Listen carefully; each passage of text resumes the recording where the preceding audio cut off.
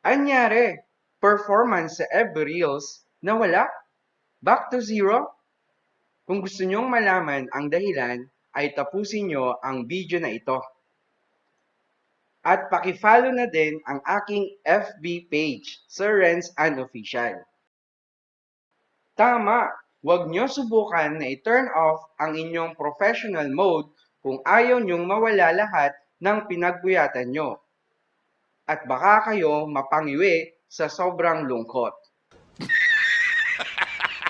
Dahil kapag sinubukan nyo na i-turn off ang professional mode, ay magba-back to zero ang inyong performance.